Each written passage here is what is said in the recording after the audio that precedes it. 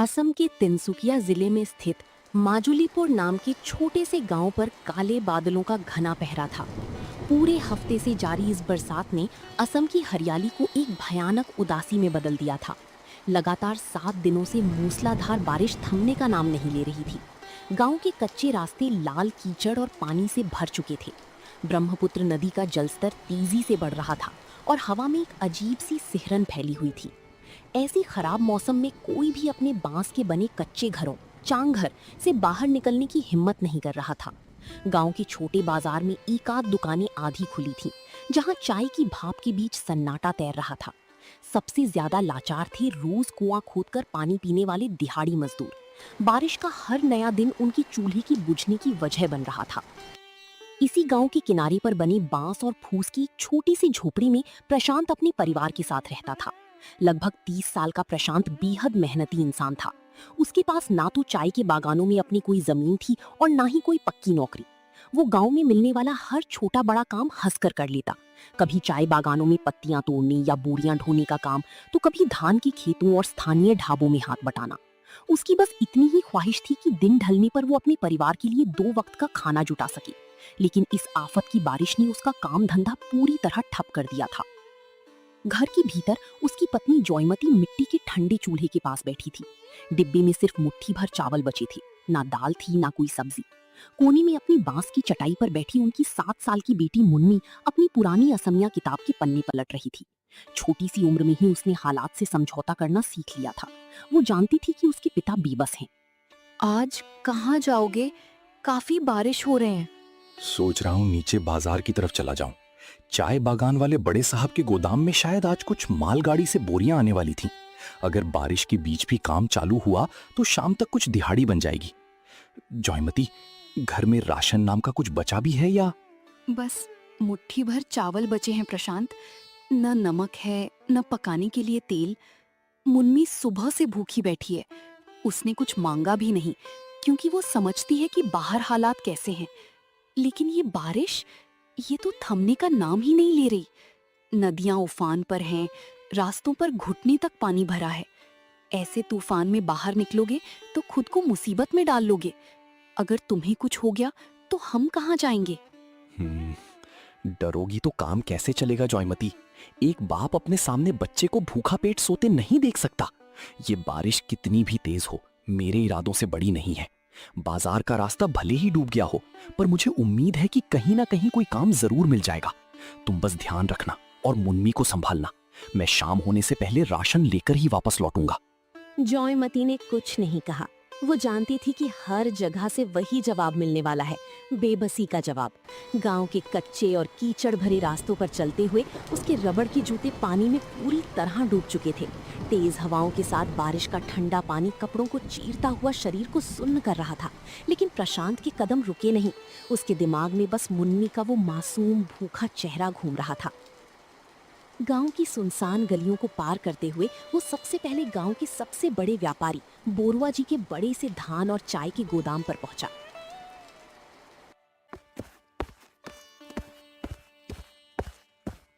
राम राम मालिक, कोई काम हो तो बता दीजिए। अरे प्रशांत, तू इस तूफानी बारिश में आ तो गया, पर मैं तुझे क्या काम दूं? देख नहीं रहा, लगातार हो रही इस बारिश की वजह से शहर से कोई ट्रक यहाँ तक आ ही नहीं पा रहा है। रास्ते में हर जगह पानी भरा है।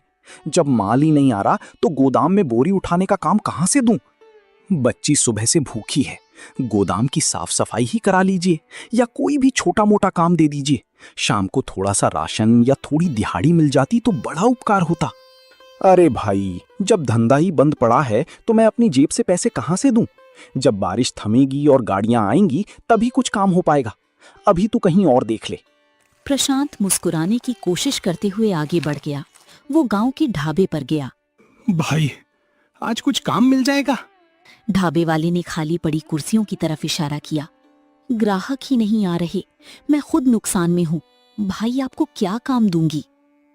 पूरा दिन वो एक दुकान से दूसरी दुकान, एक गोदाम से दूसरे ठेले तक भटकता रहा। किसी ने साफ मना कर दिया, किसी ने बारिश रुकने के बाद आने को कहा, तो किसी ने टका सा जवाब दे दिया कि अभी काम की कोई जरूरत नहीं है।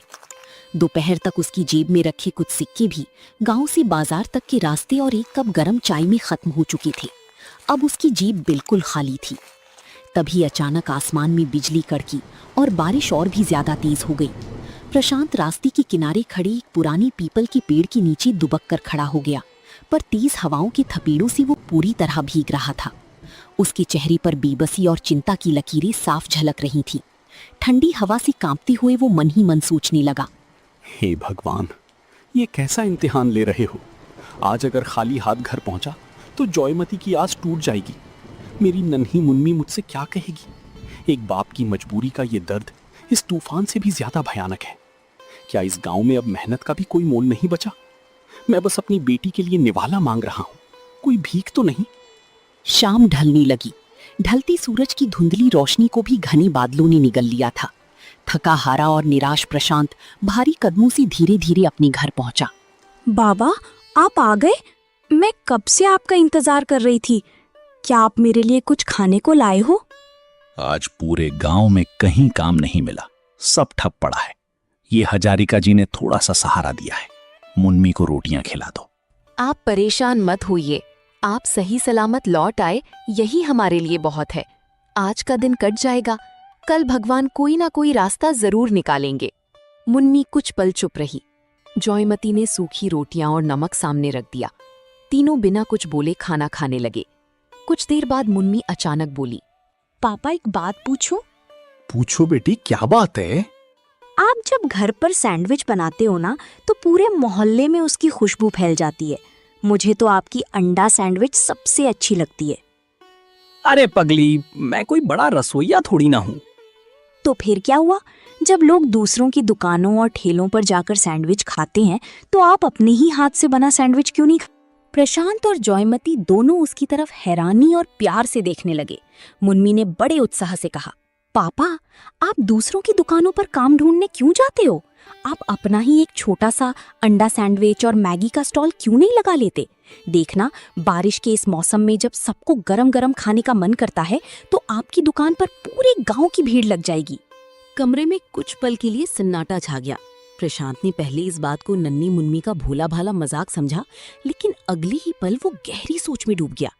उसे याद आया कि माजुलीपुर गांव के मुख्य चौक और बस स्टैंड के पास शाम के समय लोग बारिश से बचने के लिए दुकानों की टीन की छत के नीचे रुकते हैं। अगर वहीं छोटा सा ढाबा या अंडा सैंडविच का स्टॉल लगाया जाए तो शायद किस्मत बदल सकती है। तू सही कह रही है मेरी बच्ची। मैं दूसरों के आगे काम के लिए हाथ फैलाने के बजाय खुद का रास्ता बनाऊंगा। कल सुबह बारिश थमे या ना थमे, तेरा पापा हिम्मत नहीं हारेगा। हम अपना ही छोटा सा स्टॉल शुरू करेंगे। जॉयमती ने घर के पुराने पीतल के डिब्बे से अपनी थोड़ी सी बचत निकाली, कुछ सिक्के और कुछ मुड़े तोड़े नोट। पूरी गिनती करने पर कुल 500 रुपए निकले। ये रकम बहुत छोटी थी, लेकिन इसके पीछे की उम्मीद बहुत बड़ी थी। उसने मन ही मन पक्का फैसला कर लिया कि चाहे जो हो जाए, आज ही अपना छोटा सा अंडा सैंडविच स्टॉल लगाऊंगा। बाहर बारिश अब भी लगातार हो रही थी, लेकिन इस बार उस तूफानी बारिश के बीच प्रशांत के दिल में बेबसी नहीं, बल्कि उम्मीद की एक नई किरण जन्म ले चुकी थी। अगली सुबह बारिश पहले से भी ज्यादा तेज थी। उसने बिना देर किए डिब्बे से भी 500 रुपए निकाले। यही उसकी जिंदगी की पूरी जमा पूंजी थी। जॉयमती ने चिंता भरी नजरों से प्रशांत को पैसे हाथ में लेते देखा और घबराते हुए पूछा, अगर ये पैसे भी चले गए और स्टॉल नहीं चला तो हम क्या करेंगे प्रशांत? हमारे पास इसके बाद तो एक नया पैसा भी नहीं बचेगा। हारने के डर से अगर आज कदम पीछे खींच लिए तो कल फिर किसी बोरुआ या हजारिका के आगे हाथ फैलाना पड़ेगा। मैं अपनी मुन्नी को ये लाचारी विरासत में नहीं देना चाहता। 500 रुपए छोटे लग सकते हैं जॉयमती, पर ये हमारी लाचारी की जंजीर तोड़ने की चाबी है। मुझे मेरी मेहनत और अपनी बेटी के भरोसे पर पूरा यकीन है, ये पैसे डूबेंगे नहीं। प्रशांत बाजार जाकर स्टॉल का सारा सामान खरीद लेता है। अंडे, ब्रेड, मसाले, तेल, सब कुछ तो मिल गया था। बस एक मेज की कमी थी, जिसके बिना काम शुरू ही नहीं हो सकता था। अचानक उसकी नजर पास ही एक पुरानी दुकान के बाहर पड़ी। वहां मिट्टी में सना हुआ, धूल खाया एक पुराना लकड़ी का टेबल पड़ा था। भैया, ये मेज कितने की है? भाई 100 का है ये। मेरे पास तो सिर्फ 45 रुपीस बचे हैं। ले जा भाई, जब कमाने लगे तब बाकी पैसे दे देना। प्रशांत की आंखें भर आईं। उसने हाथ जोड़कर कबाड़ी वाले को धन्यवाद कहा और मेज घर ले आया। घर पहुंचते ही जॉयमती ने एक पुरानी लाल प्लास्टिक की तिरपाल निकाली, जिसे बरसों पहले किसी ने दिया था। तीनों ने मिलकर मेज साफ की। दोपहर तक वो गांव के बस स्टैंड के पास पहुंच गया। वहां एक बड़ा पीपल का पेड़ था, जिसके नीचे बारिश से थोड़ा बचाव हो जाता था। उसने वहीं अपनी मेज लगाई, ऊपर तिरपाल बांधी, छोटा गैस स्टोव रखा और ब्रेड अंडे करीने से सजा दिए। सब तैयार था, लेकिन ग्राहक एक भी नहीं। 1 घंटा बीत गया। लोग आते जाते उसके स्टॉल को देखते, लेकिन बिना रुके आगे निकल जाते। प्रशांत के चेहरे की मुस्कान धीरे धीरे गायब होने लगी। उसके मन में डर बैठने लगा कि कहीं उसने कोई गलती तो नहीं कर दी। तभी तेज बारिश में भीगता हुआ एक ऑटो चालक वहां आकर रुका। वो ठंड से कांप रहा था। उसने प्रशांत के पास आकर पूछा, भैया बहुत तेज भूख और ठंड लग रही है, कुछ गरम गरम मिलेगा क्या? प्रशांत का चेहरा खिल उठा। निराशा के बादलों के बीच उम्मीद की पहली किरण नजर आ गई थी। उसने बिना देर किए तवे पर थोड़ा मक्खन डाला। मक्खन के पिघलते ही प्याज, टमाटर और हरी मिर्च की चटपटी खुशबू हवा में तैरने लगी। लीजिए भैया, एकदम गरम गरम मक्खन वाला अंडा सैंडविच। ठंड और भूख दोनों पल भर में भाग जाएगी। वाह, ऐसी स्वादिष्ट अंडा सैंडविच तो मैंने शहर में भी नहीं खाई। प्रशांत के चेहरे पर महीनों बाद सच्ची मुस्कान आई। ऑटो चालक ने पैसे दिए और जाते जाते जोर से बोला, अरे भाई लोग, यहाँ की अंडा सैंडविच एक बार जरूर खाना। उसकी आवाज और गरम सैंडविच की सौंधी खुशबू सुनकर 2 कॉलेज के लड़के भी स्टॉल पर आ गए, फिर एक बस कंडक्टर और फिर 2 मजदूर। देखते ही देखते शाम होते होते प्रशांत के ब्रेड और अंडों का सारा स्टॉक खत्म हो गया। रात को उसने अपनी दिन भर की कमाई गिनी। सारा खर्च निकालने के बाद उसके हाथ में 760 रुपए शुद्ध मुनाफा बचा था। इतने पैसे उसने कई महीनों बाद एक साथ देखे थे। उसकी आंखें खुशी के आंसुओं से भर आईं। लेकिन उसी समय सड़क के दूसरी ओर खड़ा एक आदमी लगातार प्रशांत के स्टॉल को घूर रहा था। वो गांव की बड़ी ढाबा दुकान का मालिक था। उसके चेहरे पर खुशी नहीं, बल्कि जलन साफ दिखाई दे रही थी। उसने जलती हुई नजरों से देखते हुए धीरे से कहा, लगता है इस नए आदमी की किस्मत कुछ ज्यादा ही चमक रही है, पर इसकी ये खुशी मैं ज्यादा दिन टिकने नहीं दूंगा। बारिश अब भी हल्की हल्की हो रही थी। प्रशांत ने अपना बचा हुआ सामान समेटकर कंधे पर रखा और मुस्कुराते हुए घर की ओर चल पड़ा। रास्ते में वो एक किराने की दुकान पर रुका। उसने अपनी पहली कमाई से 2 किलो आटा, आधा किलो चावल, थोड़ी दाल, तेल, नमक और मुन्नी के लिए उसका मनपसंद बिस्किट का एक छोटा सा पैकेट खरीदा। इतनी दिनों की तंगी और लाचारी के बाद आज पहली बार प्रशांत के हाथ खाली नहीं थे। आज घर में सब लोग बेहद खुश थे। धीरे धीरे प्रशांत की कड़ी मेहनत रंग लाई और उसने बस स्टैंड के पास ही अपना एक छोटा सा सुंदर ढाबा खोल लिया। मुन्नी की मासूम सलाह और प्रशांत के पसीने ने उनकी दुनिया बदल दी थी। लेकिन दूसरी तरफ सड़क पार वाला वो ढाबा मालिक, जो कभी प्रशांत की तरक्की देखकर जलन से कुढ़ता था, एक बड़ी हादसे का शिकार हो गया। इलाके में आई भीषण बाढ़ और लगातार तेज बारिश के कारण उसका पूरा ढाबा बहकर टूट गया। उसकी बरसों की अकड़ और दुकान दोनों तिनकी की तरह पानी में बह गईं। जब वो लाचार होकर भटक रहा था, तब प्रशांत ने पुरानी रंजिश भूलकर अपना बड़ा दिल दिखाया। उसने उस पूर्व मालिक को अपने ढाबे पर एक हेल्पर के रूप में काम दे दिया। जो कल तक जलन से घूरता था, आज वही आदमी प्रशांत के हाथ जोड़कर उसकी दरियादिली का कायल हो चुका था। प्रशांत की इस अच्छाई ने ना सिर्फ उसका ढाबा चलाया, बल्कि एक दुश्मन का दिल जीतकर उसे अपना बना लिया। ऐसी ही नई नई कहानियां देखने के लिए हमारी चैनल को सब्सक्राइब करना मत भूलना।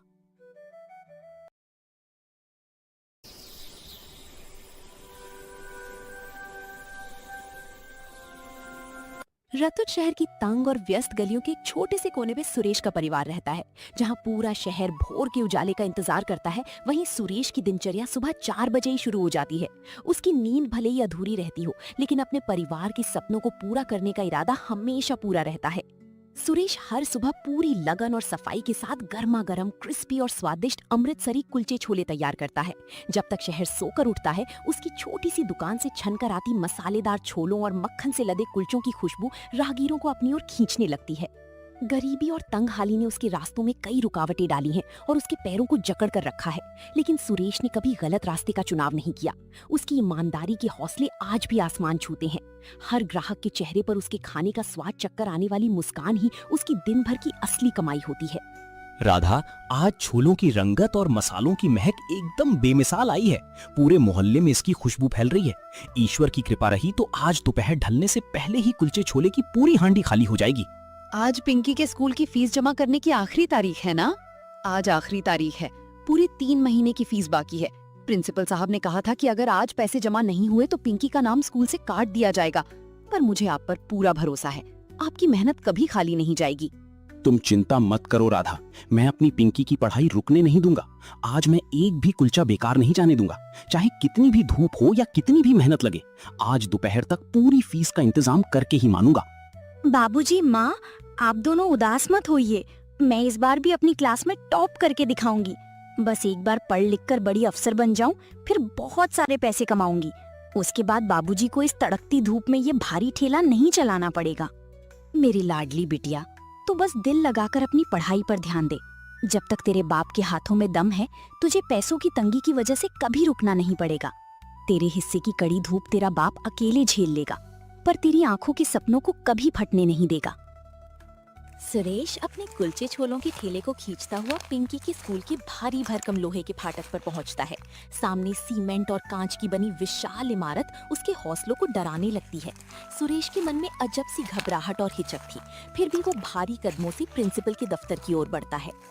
पसीने और मेहनत की कमाई में नीयत भले ही साफ हो, पर कभी कभी वक्त की तंगी इंसान का इम्तिहान ले ही लेती है। कड़ी धूप में दोपहर तक खाक छानने के बाद भी सुरेश की जेब में सिर्फ 500 रुपए ही जमा हो पाए थे, जबकि पिंकी की पढ़ाई जारी रखने के लिए पूरी 1500 रुपए की जरूरत थी। आज सुरेश अपनी तंगहाली और एक लाचार बाप का दर्द समेटे उस बड़े अफसर के आलीशान कैबिन में सिर झुकाए खड़ा था। सुनो सुरेश, पिंकी पढ़ने लिखने में बहुत तेज है, बस इसी वजह से मैंने तुम्हें 90 दिनों की छूट दी थी। मगर आज अगर पूरी रकम नहीं मिली तो मजबूरी में मुझे रजिस्टर से उसका नाम हटाना ही पड़ेगा। ये संस्था कड़े अनुशासन से चलती है, यहाँ किसी की मजबूरी के लिए जगह नहीं है। सर, मैं आपके आगे हाथ जोड़ता हूँ, मेरी पिंकी की पढ़ाई मत रोकिए। ये 500 रुपए अभी रख लीजिए। आज ढलती दोपहर तक कुलचे छोले की जितनी भी बिक्री होगी, उससे बचा एक एक पैसा शाम तक आपके दफ्तर में लाकर दे जाऊंगा। हुजूर, एक बेबस बाप की इस उम्मीद को मत तोड़िए। ठीक है सुरेश, मैं तुम्हें आज शाम 5 बजे तक का आखिरी मौका दे रहा हूं। अगर तय वक्त तक बकाया पैसे जमा नहीं हुए तो कल सुबह से पिंकी को स्कूल भेजने की जरूरत नहीं है।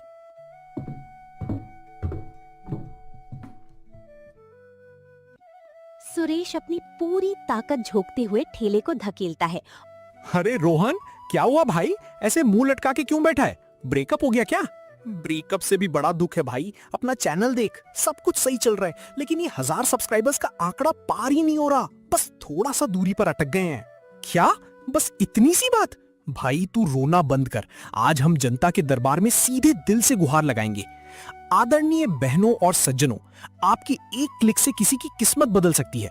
हमारे भाई का सपना सिर्फ 1K सब्सक्राइबर्स का है। अगर आपको हमारा कंटेंट थोड़ा सा भी पसंद आता है तो सब्सक्राइब वाला लाल बटन दबाकर 1K का परिवार पूरा करने में हमारी मदद कीजिए। अरे यार, तेरे बोलने से कर देंगे क्या लोग सब्सक्राइब? फालतू में मूड मत खराब कर, जाना तू यार यहाँ से। अरे क्यों नहीं करेंगे भाई, देखना तू, आज तो 1K का आंकड़ा पक्का पार हो जाएगा। हमारी ऑडियंस बहुत प्यारी है। चल ठीक है, देखते हैं मिस्टर राहुल। देख रहे हो ना इसे, ये मुझे सीधे सीधे चैलेंज दे रहा है। अब ये तो सिर्फ आपका प्यार ही इसे गलत साबित कर सकता है। चलिए अब मैं अगले वीडियो में आता हूँ। और सड़क किनारे फैले एक घने बरगद के पेड़ की छांव में लाकर खड़ा कर देता है। ठेले के सामने एक सादा सा तख्ता टंगा था जिस पर लिखा था, सुरेश के लजीज अमृतसरी कुलचे छोले। सुरेश बुलंद आवाज में ग्राहकों को पुकारने लगता है। उसकी आवाज सुनकर कुछ राहगीर ठेले की तरफ खिंचे चले आते हैं।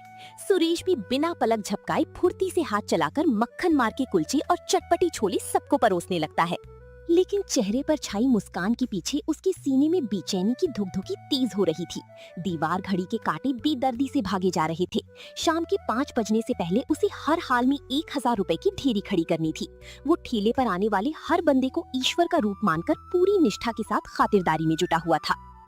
अरे वाह सुरेश भैया, का स्वाद बनाए हो यार। तुम्हारी अमृतसरी कुलचा और चटपटा छोला खा के तो एकदम जिया जुड़ाएगा। वाह, बड़े बड़े होटल वाले शेफ भी तोहरे हाथ के स्वाद के आगे फेल हैं भाई। अरे बहुत बहुत धन्यवाद बाबूजी। बस आप सब जन का पेट भर जाए और चेहरे पर मुस्कान आ जाए, हमरे खातिर तो यही सबसे बड़ी कमाई है मालिक। स्वाद और साफ सफाई ही तो हमारी इस छोटी सी दुकान की असली जान है। ठीक बा सुरेश भैया, अब जल्दी से 2 प्लेट कुलचा छोला घर खातिर बांध भी दा। तभी सड़क के मोड़ से एक चमचमाती बड़ी सी गाड़ी आकर सुरेश के ठेले के ठीक सामने झटके से रुकती है। गाड़ी का दरवाजा खुलता है और उसमें से कोट पैंट पहने एक बड़ा अमीर आदमी बाहर निकलता है। उसका मुंह गुस्से से लाल था और वो फोन पर किसी को बहुत बुरी तरह डांटते हुए कड़े तेवर में बात कर रहा था। क्या फालतू की बातें लगा रखी हैं तुमने? मुझे वो 5 करोड़ वाली प्रॉपर्टी की डील आज शाम से पहले किसी भी कीमत पर फाइनल चाहिए। मैं खुद नकद रुपए लेकर दफ्तर पहुंच रहा हूँ, कागजात तैयार मिलने चाहिए मुझे। उसी भूख लगी है। तभी वो सुरेश की ठेली की तरफ देखता है और गुस्से में उसकी तरफ आता है। ठेले वाले सुन, जल्दी से 1 प्लेट कुलचा छोला लगा, और हाँ, बर्तन एकदम चमचमाता हुआ होना चाहिए। लाखों का टर्नओवर है मेरा। तुम्हारे इस धूल धक्कड़ वाले ठेले पर तो मैं कभी खड़े होकर थूकू भी ना। वो तो आज काम के चक्कर में जोर की भूख लग गई है, वरना मजबूरी में भी यहाँ कदम न रखता। सेठ धनीराम ठेले के पास रखी लकड़ी की बेंच पर बैठकर हड़बड़ी में कुलचे छोले खाने लगता है। तभी अचानक उसकी जेब में रखा फोन जोर जोर से बज उठता है। वो फोन कान से लगाता है और दूसरी तरफ से कुछ सुनते ही उसके चेहरे की रंगत उड़ जाती है। घबराहट में वो आधा अधूरा खाना छोड़कर तुरंत खड़ा होता है और तेजी से अपनी कार की तरफ भागता है। लेकिन इस अंधी भगदड़ में बेंच पर रखा उसका एक भारी भरकम काले चमड़े का बैग वहीं छूट जाता है। उस बैग की आधी खुली जिप के बीच से चमचमाती गुलाबी नोटों की गड्डियां साफ झलक रही थीं। इंसान जब दौलत के गुरूर और वक्त की अंधी दौड़ में होता है तो अक्सर आंखों के सामने रखी चीजें भी उसे दिखाई नहीं देती। पर किस्मत का खेल तो देखिए, जो इंसान अपनी धन दौलत के घमंड में अकड़ रहा था, वही अपनी पूरी ताकत नोटों से खचाखच भरा बैग एक गरीब कुलचे वाले के ठेले पर भूलकर ओझल हो चुका था। सेठ जी, ओ सेठ जी, रुकिए, आपका बैग छूट गया। गाड़ी रोकिए सेठ जी। इतनी देर में कार बहुत दूर निकल जाती है। फिर रामू भी पीछे लौट आता है और उस बैग के पास पहुंच जाता है। फिर सुरेश खुद से बात करता है। हे ईश्वर, नोटों से भरा इतना बड़ा खजाना, मेरी पीढ़ियों ने भी एक साथ इतनी दौलत कभी सपने में नहीं देखी होगी। अगर ये बैग मैं बिना किसी को बताए अपने पास छुपा लूं तो परिंदा भी पर नहीं मार पाएगा। फिर तो पिंकी की इस मामूली फीस का झंझट ही खत्म। उसे तो सीधे बड़े इसी वाले प्राइवेट स्कूल में पढ़ाऊंगा। राधा की सूनी कलाई पर सोने की चूड़ियां होंगी और सड़क किनारे ठेला लगाने वाले इस सुरेश का अपना खुद का एक बड़ा सा रेस्टोरेंट होगा। सुरेश के चेहरे पर कुछ पलों के लिए दौलत की चमक और लालच की परछाई उभरती है, लेकिन अगले ही पल उसके कानों में सुबह घर से निकलते वक्त अपनी मासूम पिंकी की कही बात गूंज उठती है। पापा, मैं बड़ी होकर बिल्कुल आपकी तरह साफ दिल और ईमानदार इंसान बनूंगी। नहीं, थू है मेरी सोच पर। लालच ने मेरी मति मार दी थी। छल और बेईमानी की दौलत से आज तक कोई सुखी नहीं हुआ है। अगर आज मैंने ये पाप किया तो कल अपनी मासूम पिंकी से नजरें कैसे मिला पाऊंगा? हक की सूखी रोटी इस बेईमानी की मलाई से हजारों गुना बेहतर है। मैं इस बैग की एक अमानत तुरंत पुलिस के सुपुर्द करूंगा। सूरज ढल चुका था और आसमान में सिंदूरी लाली फैल गई थी। सुरेश अपने ठेले को वहीं छोड़कर नोटों से भरे बैग को दोनों हाथों से सीने से सटाए भागता हुआ थाने के अंदर दाखिल होता है। सामने ही अपनी मेज पर बैठे इंस्पेक्टर वर्मा ध्यान से कुछ सरकारी फाइलें खंगाल रहे थे। सुरेश को इस तरह हांफते हुए और हाथ में बैग थामे अंदर आते देख वे चौंक कर अपनी नजरें फाइलों से हटाते हैं। नमस्ते साहब, जय हिंद। जरा सुनिए साहब मेरी बात। हाँ बोलो भाई, कौन हो तुम? और इस ढलती शाम को ये भारी भरकम बैग सीने से चिपकाए बदहवास क्यों भागे चले आ रहे हो? कहीं डाका वाका डाल के तो नहीं आ रहे? फिर सुरेश मेज पर बैग रख देता है और फिर पूरी बात बताता है। अरे नाना साहब, ऐसा पाप का विचार भी दिल में मत लाइए। मैं तो सड़क किनारे ठेले पर कुलचा छोला बेचने वाला एक सीधा साधा गरीब बंदा हूँ। आज दोपहर एक बड़े भारी सेठ जी मेरी दुकान पर खाने आए थे। हड़बड़ी में वो अपना ये बैग बेंच पर ही छोड़ गए। साहब, इसमें नोटों का अंबर लगा है। मुझे डर सता रहा था कि रास्ते में कोई छीन झपट न ले, इसलिए सीधा आपके पास भागा चला आया। इंस्पेक्टर शर्मा हैरान हो जाते हैं और बैग खोलते हैं। नोटों की मोटी मोटी गड्डियां देखकर उनकी आंखें फटी की फटी रह जाती हैं। फिर वे एकदम खड़े हो जाते हैं और सुरेश से कहते हैं, तुम्हारी हालत देखकर साफ पता चल रहा है कि तुम्हें इस वक्त पैसों की तंगहाली ने तोड़ा हुआ है। चाहते तो इस बैग को चुपचाप अपने घर के किसी कोने में दबा देते, किसी परिंदे को भी भनक तक नहीं लगती। फिर इतनी ईमानदारी दिखाकर इसे यहां मेरे पास क्यों घसीट लाए? साहब, मेरे ये कपड़े भले फटे पुराने हों, पर मेरी नीयत और जमीर अभी मरा नहीं है। बेईमानी की दौलत से भले इंसान बड़ा महल खड़ा कर ले, लेकिन उस मखमली बिस्तर पर रात को सुकून की नींद नहीं खरीदी जा सकती। मुझे तो बस अपनी पसीने की कमाई की 2 रोटियां चाहिए साहब। पराए हक के 1 पैसे पर भी मेरा कोई अधिकार नहीं है। वाह भाई, तुम्हारी बातें सुनकर आज पुलिस की वर्दी का सिर भी गर्व से ऊंचा हो गया। तुम बैठो, मैं उस सेठ का पता लगाता हूं। क्या तुम्हें उसकी गाड़ी का नंबर याद है? जी साहब, गाड़ी तो बहुत बड़ी और चमचमाती हुई थी। बदहवासी में भी मेरी नजर उसके नंबर प्लेट पर पड़ गई थी। नंबर था 4706। कुछ ही देर बाद सेठ धनीराम बदहवास और रोते बिलखते हुए थाने के दरवाजे से अंदर दाखिल होता है। दोपहर वाला उसका सारा रसूख, अक्कड़ और घमंड हवा हो चुका था। चेहरे पर सिर्फ बेबसी और पछतावे के आंसू साफ नजर आ रहे थे। हे भगवान, इंस्पेक्टर साहब, बड़ा अनर्थ हो गया। मेरी तो हंसती खेलती दुनिया ही उजड़ गई। मेरी फैक्ट्री के सैकड़ों मजदूरों की महीने भर की मेहनत के 1 लाख रुपए वाला बैग कहीं छूट गया है। अगर वो पैसे वापस नहीं मिले साहब, तो न जाने कितने मासूमों के घर का चूल्हा ठंडा पड़ जाएगा और मेरी सालों की मेहनत की कंपनी पर ताला लग जाएगा। भगवान के लिए मेरी मदद कीजिए साहब, मुझे बर्बाद होने से बचा लीजिए। सेठ जी, अब ये रोना धोना बंद कीजिए और अपने आंसू पोंछिए। आपका खजाना बिल्कुल सुरक्षित हाथों में है। और सुनिए, इसे थाने तक खींचकर लाने वाला कोई और नहीं बल्कि वही ठेले वाले सुरेश भाई हैं, जिनके फटे कपड़ों और ईमानदारी की जात को आज दोपहर आप अपने घमंड में जलील कर रहे थे। सुरेश भाई, भगवान के लिए मुझे माफ कर दो। मैं अपनी दौलत और पद के अहंकार में अंधा हो गया था। दोपहर में मैंने तुम्हारे स्वाभिमान पर कितनी ठेस पहुंचाई, तुम्हें क्या क्या नहीं कहा। लेकिन आज तुमने ना सिर्फ मेरा फर्ज निभाया, बल्कि मेरे सैकड़ों बेकसूर मजदूरों के घरों के चूल्हे बुझने से बचा लिए। आज समझ आया भाई, तिजोरी भरने से कोई बड़ा नहीं होता। असली अमीर तो तुम निकले, जिसका दिल सोने का है। कोई बात नहीं सेठ जी, बुजुर्ग कहते हैं कि किसी की मजबूरी और तंगहाली का फायदा नहीं उठाना चाहिए। ये तो मेरा फर्ज था। घड़ी की सुइयां 5:30 बजा चुकी थीं। स्कूल का मुख्य द्वार बस बंद ही होने वाला था और प्रिंसिपल साहब भी थके कदमों से अपने केबिन से बाहर निकल रहे थे। तभी अचानक सन्नाटे को चीरती हुई इंस्पेक्टर वर्मा की पुलिस जीप सायरन बजाते हुए सीधे स्कूल के अहाते में आकर रुकती है। जीप से इंस्पेक्टर वर्मा, सेठ धनीराम और चेहरे पर वही सादगी लिए सुरेश उतरते हैं। इंस्पेक्टर साहब, आप यहाँ? और रामू, तुमने कहा था ना सुरेश की अगर 5 बजे तक फीस नहीं आई तो। प्रिंसिपल साहब, अब इस बच्ची की फीस की चिंता आप छोड़ दीजिए। आज जिस मासूम का नाम आप रजिस्टर से काटने जा रहे थे, उसके पिता ने पूरे शहर के सामने ईमानदारी का वो सबक सिखाया है जो आपकी मोटी मोटी किताबों में भी दर्ज नहीं होगा। प्रिंसिपल साहब, इस साल की फीस तो बहुत छोटी बात है। आज से इसके पूरे स्कूल और कॉलेज की हर एक पढ़ाई का सारा खर्च मैं उठाऊंगा। सुरेश भाई जैसे सच्चे और महान इंसान की बेटी जरूर इस देश का नाम रोशन करेगी। कुछ वर्षों के बाद समय बीत चुका है। अब सुरेश के पास सड़क किनारे वाला छोटा ठेला नहीं, बल्कि शहर के बीचों बीच एक चमचमाती हुई विशाल दुकान है। दुकान के बाहर ग्राहकों की लंबी कतारें लगी हैं और माहौल में स्वाभिमान की महक है। सच ही कहा गया है, सच्चाई की नाव तूफानों में डगमगाती जरूर है, पर कभी डूबती नहीं। सेठ धनीराम की एक छोटी सी सीख और सुरेश की अटूट ईमानदारी ने आज एक साधारण परिवार की तकदीर और तस्वीर दोनों बदल दी थी।